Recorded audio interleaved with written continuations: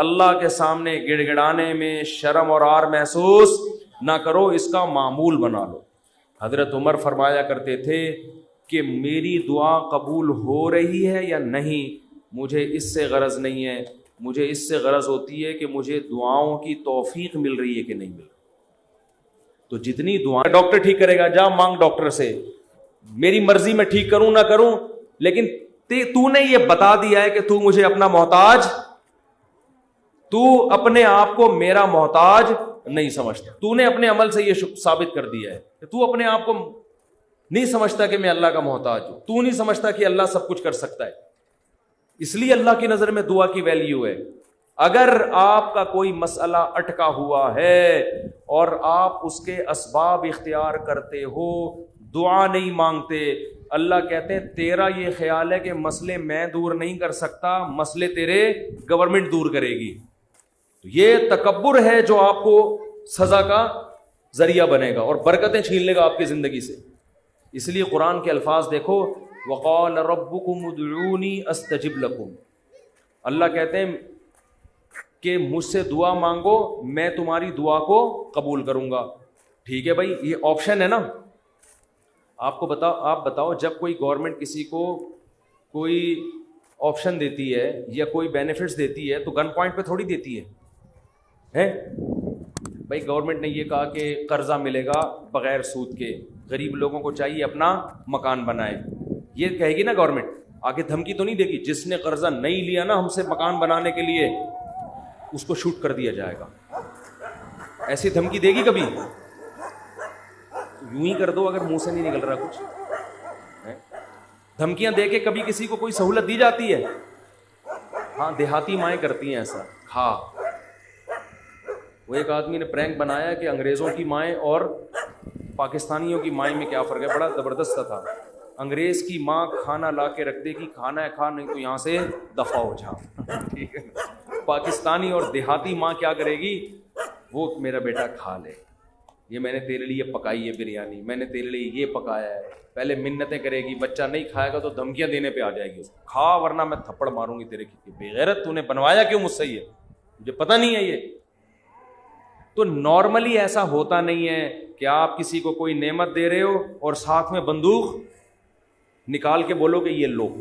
کسی کو آپ نے ہدیہ دیا، 100 روپے، 1000 روپے، 500 روپے آپ نے کسی کو دیے، یہ آپ کی خدمت میں، وہ کہہ رہے یار میں تو ابھی ضرورت نہیں ہے آپ کا، بڑی نوازش، آپ بندوق نکال لے، تو یہ ہدیہ رہے گا؟ یہ ہدیہ تھوڑی رہے گا۔ تو کوئی بھی جب حکومت یا کمپنی کسی کو سہولت دیتی ہے تو وہ گفٹ کو پھر گفٹ ہی قرار دیتی ہے، لیکن اللہ کا اسٹائل یہاں پہ بالکل انداز بالکل الگ۔ اللہ کیا کہتے ہیں، مجھ سے مانگو، یہ بینیفٹس مل رہے ہیں نا اللہ کی طرف سے، ہے بھائی، اللہ کیا کہہ رہے ہیں، مجھ سے مانگو اور میں جو مانگو گے میں وہ تمہیں دوں گا۔ بس یہ اللہ ٹھیک ہے، ہمیں تو نے بتا دیا کہ ہم مانگیں گے اور تو دے گا، ہمیں یہ بات پتہ چل گئی، اب ہماری مرضی، ہم جب چاہیں تو اس سے مانگے، ہمیں یہ سہولت کا پتہ چل گیا، اب ہم ہماری مرضی، اب ہمارے، کہتے ہیں اٹس اپ ٹو یو، کہتے ہیں نا یہ اب آپ کے اوپر ہے، آپ مانگے یا نہیں مانگے۔ نہیں، آگے اللہ نے بندوق نکال لی ہے، ٹھیک ہے نا، بندوق نکال لی۔ اللہ کہتے ہیں ان الذین یستکبرون عن عبادتی، یاد رکھو مجھ سے مانگنے میں تکبر کیا، میں نے تو کہا ہے مانگو، اگر نہیں مانگا، کبر سے کام لیا کہ نہیں جی ہم نہیں مانگ رہے، سیدخلون جہنم داخرین، ذلیل کر کے جہنم کی آگ میں پھینک دوں گا۔ بڑے بھائی اللہ تو ہمیں گفٹ دے رہا ہے دعا کا یا جرمانہ لگا رہا ہے، کیا کر رہا ہے؟ سمجھ میں آنے والی بات ہے؟ کوئی سمجھ میں آنے والی بات؟ بالکل سمجھ میں نہیں آ رہی ہے۔ یہی وجہ ہے کہ قرآن میں اور مقام پہ جب اللہ نے کہا نا میری یہ نعمتیں کھاؤ، تو پھر یہ نہیں کہا نہیں کھاؤ گے تو یوں کر دوں گا، یہ نہیں کہا۔ اللہ نے قرآن میں کہا کلو وشربو، کھاؤ اور پیو، حد سے تجاوز نہ کرو، یہ نہیں کہا اگر نہیں کھایا نا تو جہنم میں پھینک دوں گا، یہ کہا قرآن نے؟ کیا ہو گیا بھائی؟ اللہ نے کہا فن کے ہو، نکاح کرو، یہ نہیں کہا نہیں کیا نا جہنم میں پھینک دوں گا میں، بشرطے کہ گناہ سے بچے انسان، گناہ کرو گے پھر تو جاؤ گے جہنم میں۔ لیکن جو بھی اللہ نے نعمتیں دی ہیں ان کو بندوق کی نوک سے نہیں اللہ نے کہا، کیونکہ وہ نعمت پھر نعمت رہتی نہیں ہے۔ وہ نعمت تھوڑی رہتی ہے پھر وہ. لیکن یہاں اللہ کیا کہہ رہے ہیں, مجھ سے مانگو میں تمہیں دوں گا. ہم خوش ہو گئے, زبردست, اللہ کی طرف سے انعام مل گیا, ٹھیک ہے, جب سہولت سے ٹائم ملے گا تو مانگ لیں گے, موڈ ہوگا, اور نہیں بھی مانگا تو اللہ نے بس ایک آپشن دیا ہے کہ مانگو گے تو ملے گا. لیکن اللہ نے کیا کیا, انداز دیکھو, کہا کہ اگر نہیں مانگا تو جہنم میں ذلیل کر کے داخل کر دوں گا. سوال پیدا ہوتا ہے, اللہ یہ تو گفٹ دے رہا ہے یا ہمیں ڈرا رہا ہے, آزمائش میں ڈال رہا ہے؟ اللہ کہتے ہیں گفٹ بھی دے رہا ہوں لیکن یہ بہت بڑی آزمائش بھی ہے.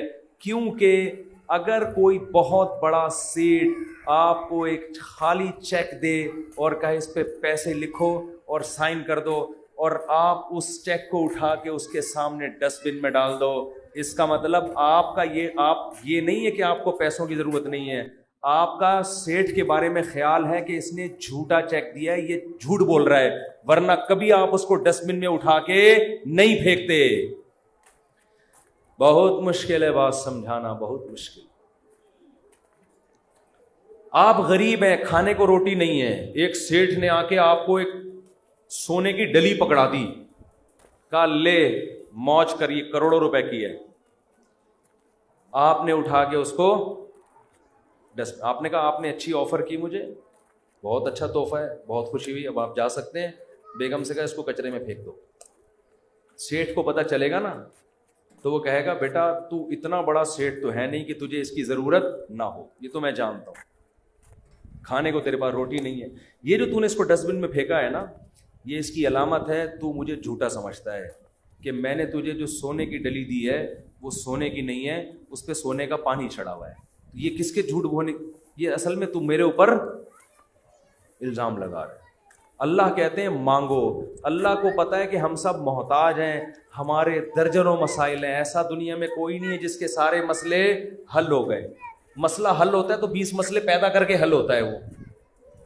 اب دیکھو کتنے مسائل ہیں, کسی کوئی بے روزگار ہے, پیسے نہیں ہیں, پیسے آ گئے تو خطرات بڑھ گئے, ڈکیتی کا خطرہ, پیسے آ گئے تو 10 مسائل کھڑے ہو گئے, اور کوئی مسئلہ کھڑا ہو گیا, گردے کا مسئلہ ٹھیک ہوا, ہارٹ کا پیشنٹ بن گیا, اور 20 قسم کے مسائل ہیں نا. سب کچھ ٹھیک ہے تو پھر بھی سکون نہیں ہے زندگی میں, نیند نہیں آ رہی, نیند کی گولیاں کھا کے سو رہے ہیں. دنیا میں ٹینشن لیس آدمی کوئی بھی نہیں ہے. اب اللہ نے کہا مانگو. اب ہمیں اللہ نے بلینک چیک دے دیا ہے کہ جو لکھو گے میں دے دوں گا تمہیں. آپ نے اللہ کی اس آپشن کو, اللہ کی اس نعمت کو اٹھا کے ڈسٹ بن میں پھینک دیا. آپ ہر ایک کے در پہ جا کے اپنی حاجتیں بیان کرتے ہو, کبھی تھانے میں پہنچے ہوئے ہوتے ہو, کبھی ڈی سی آفس پہنچے ہوئے ہوتے ہو, کبھی ڈی ایس پی کے پاس پہنچے ہوئے ہوتے ہو, کبھی وزیر اعظم سے رابطے کی کوشش میں, کبھی مسجد کے امام سے آ کے کہہ رہے ہوتے چڑیل آ گئی ہے, کوئی دم درود کر کے اس کو بھگا دو گھر سے. 10 قسم کے, لیکن اللہ کا دروازہ کھٹکھٹانے کے لیے تیار نہیں ہو تو یہ اس کی علامت نہیں ہے کہ آپ کے مسائل حل ہو گئے. یہ اس کی علامت ہے کہ آپ نے اللہ کی آفر کو ہلکا سمجھا ہے, اللہ کو معاذ اللہ آپ نے جھوٹا سمجھا ہے, اللہ کو معاذ اللہ آپ نے اس کے بیان کو سیاسی بیان سمجھا ہے. لیکن جو ایمان والے لوگ ہیں وہ اللہ کی اس آفر سے فائدہ اٹھاتے ہیں. کتابوں میں لکھا ہے کہ یعقوب علیہ السلام کے بیٹے جب ان سے بچھڑے تھے, اتنی اللہ سے دعائیں مانگی کہ ان کے گھٹنے سجدے میں گر گر کے دعائیں مانگ مانگ کے ان کے گھٹنوں اور بازوؤں پہ نشان پڑ گئے تھے. وہ انبیاء بہت دعائیں مانگتے ہیں, ہر بات میں دعا, ہر بات میں دعا. قرآن کہتا ہے مجاہدین جو میدان جنگ میں لڑائی کے لیے اترتے ہیں وہ کیا دعا مانگتے تھے؟ ربنا افرغ علینا صبرا وثبت اقدامنا, اے اللہ ہمارے اوپر صبر کو انڈیل دے, ہمارے قدموں کو مضبوطی سے جما دے اور ہمیں ان دشمنوں پر فتح دے. تمام اسباب وسائل کے ساتھ اترے مگر دعائیں کس سے مانگ رہے ہیں؟ اللہ سے. بدر میں دیکھو اللہ نے ہمارے نبی سے وعدہ کیا تھا مدد کروں گا, لیکن صحابہ کہتے ہیں نبی پوری رات مصلے پہ سردے میں روتے رہے ہیں, اللہ سے مدد کی دعائیں مانگتے رہے ہیں. حالانکہ اللہ نے تو مدد کا وعدہ کیا ہے, پھر بھی مانگ رہے ہیں اے اللہ اگر یہ 313 شہید ہو گئے تو تیری دنیا میں عبادت کرنے والا کوئی بھی نہیں ہوگا. اللہ کو واسطے بھی دے رہے ہیں. جہاں پیغمبروں کے ساتھ کوئی زکریا علیہ السلام کی اولاد نہیں, اللہ سے اولاد مانگ رہے, پوری زندگی اسی میں گزر گئی, بڑھاپے میں جا کے اولاد ملی ہے. تو سارے پیغمبروں کا اللہ نے یہی تذکرہ کیا, ہر بات میں دعا. سلیمان علیہ السلام جو حاجت پوری ہو رہی ہے فوراً کیا کر رہے ہیں؟ اللہ سے دعا. ایوب علیہ السلام پریشانیوں میں، زندگی ٹینشنوں میں، بیماریوں میں، قرآن کہتے ہیں اللہ سے ہاتھ اٹھا کے دعائیں مانگتے تھے. انی مسنی الضر، اے اللہ بہت پریشانی میں ہوں. انت ارحم الراحمین، تو سب سے زیادہ رحم کرنے والا. پیغمبروں کو اس سے غرض نہیں ہوتا، اس سے غرض نہیں ہوتی کہ دعا قبول ہو رہی ہے یا نہیں ہو رہی. وہ کہتے ہیں ہم مانگتے رہیں بس، ہمارا کام کیا ہے. اور یاد رکھو جب قبول نہ ہو رہی ہو نا پھر مانگنے کا مزہ ہے. مزہ کب ہے؟ آپ کے کیسی الٹی الٹی باتیں کرنے کے لیے مصطفیٰ نے بلایا ہے. قبول نہ ہو رہی ہو نا تو پھر ہے مانگنا. تبھی تو یہ اس کی علامت ہے کہ آپ کا اللہ پہ ایمان ہے اور وہی قبول ہوتی ہے. بعض دفعہ آپ اللہ سے جو چیز مانگتے ہیں اللہ وہ نہیں دیتا، اس کا آلٹرنیٹ دے دیتا ہے. ایک صاحب کا فون آیا، مجھے کسی سے عشق ہوا ہے اور میں دعائیں مانگ مانگ کے تھک گیا پھر بھی نہیں ہو رہی شادی. آج کل تو لڑکوں کے یہی مسائل ہیں، مانگ مانگ کے دعائیں تھک گیا. تو آپ کہتے ہیں دعائیں قبول ہوتی ہیں، میں تو پھر اس پہ اور تڑکا لگا دیتا ہوں. میں کہتا ہوں بہت سے لوگ کہتے ہیں ہم جس کو مانگ رہے ہیں وہ ملی نہیں. چلو نہیں ملی، مقدر میں ہوگا، دعا قبول نہیں ہوئی. مفتی صاحب کہہ رہے ہیں دعائیں کیا ہوتی ہیں؟ قبول. لیکن اس کی کہیں اور شادی کی خبر ہمیں مل رہی ہے. تو اللہ اگر دعا قبول نہیں کرتا تو کم از کم ایسا تو نہ کرے نا کہ اس کی کہیں شادی ہو رہی ہے اور ہمیں اطلاع مل رہی ہے. خوشی خوشی لوگ بتا رہے ہیں تمہیں پتہ ہے اس کی شادی ہو گئی. چلو یہاں تک بھی بات سمجھ میں آتی ہے. اس کے بچہ ہوا، ہمیں اطلاع دی جا رہی ہے. ارے تمہیں خوشخبری سنا ہے وسیم بھائی؟ کوئی وسیم بیٹھے ہو تو معذرت. تمہیں پتہ ہے وہ جو تمہاری کلاس فیلو تھی اس کی ایک جگہ شادی ہو گئی تھی، اس کے ماشاءاللہ آج بیٹا پیدا ہوا ہے. اور انسان تپتا ہے یار ہم نے تو لیلۃ القدر میں دعائیں مانگی تھی ہمیں مل جائے، اور ادھر بھی چلے بھی وہاں گئی اور اس کے بچہ بھی پیدا ہو گیا. اور تباہی اس وقت آتی ہے جب وہ بچہ سمجھدار ہو کے آپ کو ماموں کہنا شروع کرتا ہے. حقیقت جب آپ ان کے گھر جائیں ملنے کے لیے اور وہ آپ کی پرانی گرل فرینڈ بچے کو تعارف کروا رہی ہے، تمہارے ماموں لگتے ہیں یہ رشتے میں. حقیقی تو نہیں ہے لیکن رشتے میں کیا لگتے ہیں؟ ماموں. تو آپ کہو گے یار یہ دعائیں قبول ہو رہی ہیں یا کیا ہو رہا ہے؟ تو اس طرح بھی ہوتی ہیں. تو ایسے لوگوں کو میں کہتا ہوں کہ جو یہ مایوس ہوتے ہیں نا یہ قبول تو نہیں ہو رہی. او بھائی تو دنیا میں ایک ہی عورت پیدا ہوئی ہے کیا؟ اللہ کے علم میں یہ بات تھی کہ وہ تیرے لیے نقصان دہ تھی، ہر چیز تمہارے لیے نہیں ہے. قرآن کیا کہتے ہیں؟ آسان تکرہوا شیئا، بہت سی چیزوں کو تم پسند نہیں کرتے لیکن اللہ نے اس میں خیر رکھی ہوتی ہے. بہت سی چیزوں کو تم پسند کرتے ہو اللہ نے اس میں تمہارے لیے خیر نہیں رکھی ہوتی. واللہ یعلم، اللہ کہتے ہیں مجھے پتا ہے. وانتم لا تعلمون، تم جاہل ہو، تم نہیں جانتے. اللہ سے آگے نکلنے کی کوشش مت کرو. سورہ کہف میں واقعہ نہیں ہے کیا کہ حضرت خضر علیہ السلام نے ایک نوجوان بچے کو قتل کر دیا تھا. موسیٰ علیہ السلام نے پوچھا کیوں مارا، ان میں ماں باپ کا کیا قصور تھا؟ فرمایا یہ بچہ بڑا ہو کر ماں باپ کا باغی بنتا، اس لیے اللہ نے اٹھا لیا اس کو. اور نیک والدین تھے، اللہ ان کو دوسری اولاد دے گا. اب وہ والدین تو رو رہے ہوں گے ہائے ہمارا بچہ اللہ نے چھین لیا ہم سے.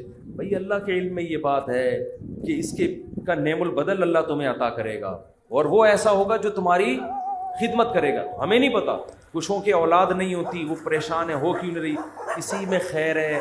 کیا بھروسہ کوئی اولاد ہو اور وہ آپ ہی کا سر بجانا شروع کر دے. وہ جو جیسا چل رہا ہے اللہ سے اچھی امید رکھو. اے اللہ میرے ساتھ یہی ٹھیک، سر پہ بال اگائیں ٹھیک ہیں، نہیں یوں بولا کرو مجھ پہ ٹنڈ سوٹ کرتی ہے اس لیے اللہ مجھے بال نہیں دے رہا. بہت سے لوگوں کے مسئلے بال ہی نہیں اگ رہے، مالشیں کر کر کے زیتون کی مالشیں، یہ آملہ کھا لیا انہوں نے، لگانے کے بجائے نا کھانا شروع کر دیا انہوں نے، نہیں اگ رہے ہیں. ایسے لوگ ایسے گنجے دنیا میں موجود ہیں. مجھ سے آگے پوچھ رہے ہوتے ہیں آپ نے کیا کیا ہے جو آپ کے بال اگائے؟ تو بھائی ہر ایک کے نہیں اگیں گے، یہ آزمائش ہے اللہ کی طرف سے. تو اسی میں صبر کرو یار، مر کے کیا ہو جائیں گے، ختم. اسی میں اس پہ روٹیاں پکاؤ. جب ایک بڑا سر ہو نا اور بڑی خوبصورت سی ٹنڈ ہو تو میرا تو دل کرتا ہے اس کو دھوپ میں گرم کر کے اس پہ چپاتیاں مزہ آتا ہے. سر بھی بڑا ہو اور تمیز سے بنا ہوا تو ایک دم ایک ایسا ایسا فیل سا ہوتا ہے.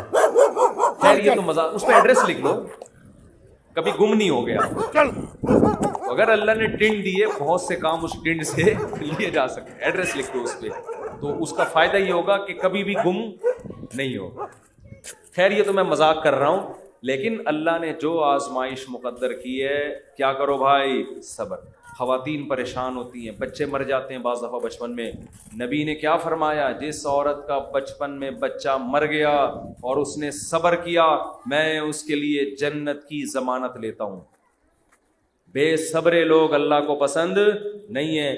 ہم نے اپنے بچپن میں ایسی عورتیں بھی دیکھی ہیں, جوان بیٹا مر گیا, آنسو نکل رہے ہیں ان کے, میں نے خود اپنی آنکھوں سے دیکھا, آنسو نکل رہے ہیں ماں کے, لیکن اللہ سے کہہ رہی ہے, اے اللہ یہ آنسو میرے اختیار میں نہیں ہے اس لیے رو رہی ہوں, کہیں تو مجھے بے صبرے لوگوں میں شامل نہ کر لینا. میں نے ایسی عورتیں دیکھی ہیں بچپن میں, جوان بیٹا مرا ہوا ہے اور ماں رو کے کیا کہہ رہی ہے, اللہ یہ میرے اختیار میں نہیں ہے اس لیے رو رہی ہوں. دیکھو ایسی عورتیں ہوا کرتی تھی. اب تو چیخنا, چلانا, واویلا کرنا, شور شرابہ, گھروں میں چیزیں اٹھا اٹھا کے پھینکنا, اس کو سمجھتے ہیں بڑا نیک آدمی ہے یہ. تو صبر کرنے والے پسند ہیں. مانگتے رہو, مانگتے رہو, مانگتے رہو. اس چکر میں مت پڑو کہ کون سی قبول ہو رہی ہے کون سی نہیں ہو رہی. ہر چیز اللہ سے مانگے. نبی نے فرمایا جوتے کا تسمہ بھی ٹوٹ جائے تو کس سے مانگو, اللہ سے. اس کا مفہوم پتہ ہے کیا ہے, مطلب یہ کہ لوگوں سے مت مانگو, لوگوں سے مت مانگو. ہر حاجت کس کے سامنے پیش کرنی ہے, اللہ سے. پھر قبول ہو جائے ٹھیک ہے, نہیں ہے تو زیادہ ٹھیک ہے. اور میں نے تو اپنی زندگی میں دیکھا ہے بھائی کہ انسان حقیقت میں اللہ سے گڑ گڑا کے مانگتا ہے نا, دعا قبول ہوتے ہوئے نظر آتی ہے اس کو. دیکھو دعا کی حیثیت کیا ہے کہ آپ نے اللہ کے دفتر میں اپنی فائل جمع کرا, تسلی ہو گئی, آپ کا کام اب ہو جائے گا, اب آپ ٹینشن نہ لیں. لوگ کہتے ہیں نا گورنمنٹ کے ادارے میں, بھائی ہم نے فائل جمع کرا دی ہے, اب ہمارے بس میں جو تھا وہ ہو گیا, اب یہ پروسیس سے گزرے گی, جو بھی آپ کا پلاٹ آپ کے نام ہونا ہے, گاڑی آپ کے نام ہونی ہے, گھر پہ آپ کو میسج آ جائے گا. اب تمیز سے بیٹھ جاؤ, بار بار جا جا کے وہاں پوچھتے نہیں رہو فون کر کے, سر میرا کام ہو گیا, سر میرا کام ہو گیا. بھائی فائل, پیشنٹ آپ ہاسپٹل میں, اچھے ہاسپٹل میں اگر آپ داخل کرا دیتے ہو, آپ کہتے ہو وہ بندہ سیو ہے, اب یہ ڈاکٹروں کے حوالے میں نے کر دیا, اب آپ تسلی سے. تو جب آپ دنیا میں تسلی کر لیتے ہو یار پیشنٹ ڈاکٹروں کے حوالے کر دیا, فائل گورنمنٹ کے دفتر میں جمع کرا دی ہے, تو اللہ کے ہاں دعا مانگ کے بھی مسلمان کو تسلی ہوتی ہے. میں نے اپنا دکھڑا کس کے سامنے رکھ دیا ہے, اللہ کے. اب اس کی مرضی ہے, وہ کرے ٹھیک ہے, نہیں کرے تو بھی ٹھیک. اب میرے لیے جو فیصلہ ہوگا وہ بہتر ہوگا, لیکن اللہ آزماتا ہے. ایک حدیث بیان کر کے بس بیان کو ختم کرتا ہوں. نبی صلی اللہ علیہ وسلم نے ارشاد فرمایا کہ اللہ بندے کی دعا اس وقت تک قبول کرتے رہتے ہیں جب تک وہ دعائیں کر کر کے تھک کے یہ نہیں کہتا کہ میں دعا مانگتا ہوں مگر قبول نہیں ہوتی. عجیب حدیث ہے. دیکھو بندہ یہ کیوں کہہ رہا ہے کہ میں دعا مانگ رہا ہوں قبول نہیں ہو رہی, اس لیے کہ اسے لگ رہا ہے نا کہ جو مانگ رہا ہوں وہ مل نہیں رہا, تبھی تو کہہ رہا ہے. لیکن نبی کہتے ہیں جب تک یہ الفاظ نہیں کہے تھے نا, اس سے پہلے ساری قبول ہو رہی تھی, ساری قبول ہو رہی تھی. جب یہ کہا تو اب اللہ قبول کرنا بند. تو اس سے صاف پتہ چل گیا کہ آپ کو جو لگتا ہے نا کہ قبول نہیں ہو رہی, وہ بھی حقیقت میں ہو رہی ہیں, وہ ہو رہی ہیں قبول. آپ یہ ہم بیوقوف ہیں جو ہم سمجھ رہے کہ نہیں ہو رہی. کس طرح سے ہو رہی ہیں یہ کس پہ چھوڑ دو, اللہ. تو اپنے گھروں میں دعاؤں کا معمول بنائیں. اگر اس رمضان میں ہم صرف دعا کرنا ہی سیکھ لیں تو میں سمجھتا ہوں کہ یہ رمضان ہمیں بہت کچھ دے کر جا رہا ہے. اور حضرت حکیم الامہ فرمایا کرتے تھے جن کو گناہوں کی عادت نہیں چھوٹ رہی نا, تو وہ بھی اللہ سے دعاؤں میں مانگ لیا کریں کہ اللہ مجھے یہ عادت چھڑوا دے. تعلق ختم نہ کریں اللہ سے, لنک ختم نہ. اللہ کو وہ لوگ پسند نہیں ہیں جو اللہ سے تعلق ختم کر دیں. لنگڑا لولا تعلق ہو, گناہوں کے بعد توبہ والا تعلق رکھو, لیکن رکھو, تعلق ختم نہیں ہونا چاہیے. کیونکہ یاد رکھو جیسے ہم اکیلے پیدا ہوئے قبر میں بھی اکیلے ہی ہوں گے, اس وقت اللہ کے سوا کوئی بھی نہیں ہوگا. تو جس نے دنیا میں اللہ سے جتنی دوستی لگا لی, قبر میں یہ دوستی کام آئے گی. اور جس نے دنیا میں اللہ سے لا نہیں لگائی, اللہ کو یاد نہیں رکھا, بیوی بچوں کے بکھیڑوں میں, دوستوں کے بکھیڑوں میں, رشتہ داروں کے بکھیڑوں میں پڑا رہا, پیسوں کے بکھیڑوں میں, تو قبر میں ان میں سے کوئی بھی کام نہیں آئے گا. قبر کی تنہائی اللہ کی یاد دور کرتی ہے.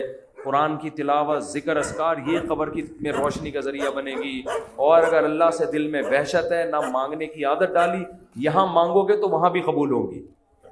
اور نبی صلی اللہ علیہ وسلم نے فرمایا کہ تنگی کی حالت ہو یا خوشی کی حالت ہو, دونوں حالتوں میں اللہ سے مانگنا ہے. پریشانیوں میں اللہ سب کو یاد آتا ہے, خوشیوں میں اللہ یاد آنا مشکل. جب پریشانی ہوتی ہے, ابھی تو ہندو بھی اللہ سے دعائیں مانگ رہے ہیں, کورونا پھیلا ہوا ہے, وہ بھی آ کے مسلمانوں سے کہہ رہے ہیں اللہ سے مانگو. بھائی ہماری دادی اللہ مغفرت فرمائے بتایا کرتی تھی, اور بھی میں نے یہاں ایک بزرگ تھے ان سے بھی سنا, کہ جب ہندوستان میں قحط پڑتا تھا تو ہندو مسلمانوں سے آ کے کہتے تھے اللہ سے دعا مانگو یہ قحط دور ہو جائے. تو جب سخت مصیبت آتی ہے, میں نے ایک دفعہ جہاز میں سفر کر رہا تھا, تو کراچی سے ہم پتہ نہیں اسلام آباد یا لاہور, تو کیا ہوا ہے, جہاز میں اکثر لبرل قسم کے لوگ بیٹھے, اکثر, زیادہ تر نہیں, اکثر جو اللہ کو ذرا کم ہی یاد کرتے ہیں, ذرا ماڈرن قسم کے لوگ ہوتے ہیں نا جہاز میں, پیسہ ہوتا ہے تو, ورنہ وہ ٹرین سے, نیک آدمی ہوتا تو ٹرین سے جا رہا ہوتا نا, یا بس سے جا رہا ہوتا بیچارہ, چھت پہ بیٹھ کے جا رہا ہوتا. پیسہ آتا ہے تو دین اکثر چلا جاتا. تو اکثر جہاز میں دیکھا ہے لبرل, ایئرپورٹ پہ ہی اسٹائل پتہ چل جاتا ہے. تو ہم جا رہے ہیں, ہمیں کراچی سے جہاز چلا ہے, راستے میں کہیں موسم خراب, تو ہلکے پھلکے 2-3 جھٹکے آئے جہاز کو. میں نے تو لیپ ٹاپ نکالا, وصیت کو اپڈیٹ کر دیا نا. ٹھیک ہے, تو میرے پاس ہر وقت وصیت نامہ رہتا ہے, کوئی بھی ایسی بات ہے وہی لکھ دو. اپڈیٹ کیا یا کرنے کا ارادہ کیا, ابھی پوری بات مجھے یاد نہیں ہے, لیکن میں اکثر ایسا کر دیتا ہوں کہ جب کوئی ایسا خطرہ ہوتا ہے فون پہ بتا دیتا ہوں. جہاز میں تو فون کر نہیں سکتے. ایک دفعہ ہم مکہ سے مدینہ جا رہے تھے, عربی ڈرائیور تھا, اس نے جو بھگائی ہے گاڑی, ٹیکسی لی تھی کرائے پر, تو میں نے گھر باقاعدہ فون کر کے 2-3 وصیت نامے اسی وقت لکھوائے. میں نے کہا مجھے یقین نہیں ہے کہ میں مدینہ پہنچ پاؤں گا. اس نے نمبر پلیٹ پہ کالا کپڑا لگا دیا تاکہ کیمرے میں, اور وہ جو بھگائی ہے اس نے, اور وہ جو راستے میں روکنے کے لیے آ رہی ہوتی ہیں ان کو بھی اڑاتا ہوا نکل گیا. وہ جب نمبر ہی ٹریس نہیں ہو رہا اس کا, تو ایسے بھی ہوتا ہے بعض دفعہ. تو جہاز میں پہلا جھٹکا آیا, کوئی بھی اللہ کو یاد نہیں کر رہا. ارے ایئر ہوسٹس نے بتایا کوئی نارمل تھوڑا سا سیٹ بیلٹ باندھ لیں, وہ جو ٹھش پش اس نے کرنی تھی کر دی. 2-3 دفعہ ٹھش پش کر کے وہ نکل گئی. آگے گئے ہیں تھوڑا اور, پھر اور, او بھائی پھر جو جہاز نے ہچکولے کھانا شروع کیے, اب طبیعتیں خراب ہونا, وہ جو اوپر سے چیزیں گرنا شروع ہو گئی نا. مجھے جنید جمشید یاد آیا. میں نے کہا اللہ